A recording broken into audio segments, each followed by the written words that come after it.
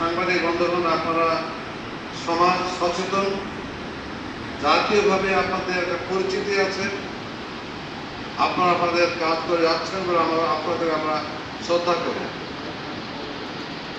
আমি ছোট্ট একটা উদাহরণ দিয়ে বলবো, আল্লাহর চালু হলে কত ভালো ব্যবস্থা। আমরা শুনছেন যে আল্লাহর চালু হলে চোরের হাত কাটা হবে, এটা ঠিকই, চোরের হাত কাটা হবে, এটা ঠিক, কিন্তু কখন এ কথা কেউ বলে না। চোরের হাত কাটা কখন হবে? একটি রাষ্ট্রে প্রত্যেক নাগরিকের খাদ্য, বস্ত্র, শিক্ষা, চিকিৎসা, বাসস্থান, এই পাঁচটি মৌলিক প্রয়োজনকে গ্যারান্টি দেবে।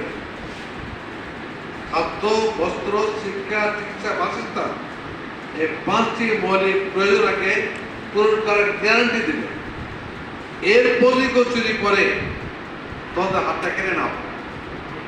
আমার বিশ্বাস যে আপনারা এই আইন চালু হলে, এই ঘোষণা শুনলে কোনো চুরি করতে যাবে না, তার চুরি করার প্রয়োজনই নেই, কারণ তার তো সমস্ত কিছু পাচ্ছে।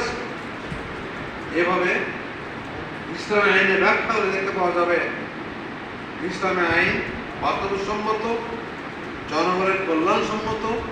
এই যেমন উদাহরণ দিয়ে আরেকটা বলি, আমি বেকারত্ব প্রভাব এলিগেশন প্রোগ্রাম করার জন্য সরকার চেষ্টা করে।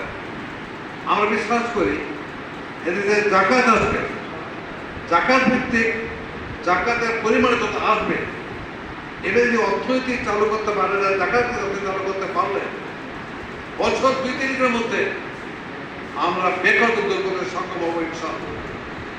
এই জন্য এরকম বলছিলাম আমি যে আপনারা যারা দেশ দশের কথা বলেন, যারা সমাজের চিত্র তুলে ধরেন, তাদের বিরুদ্ধে আমি অনুরোধ করবো, আসুন আমরা ইসলাম সম্পর্কে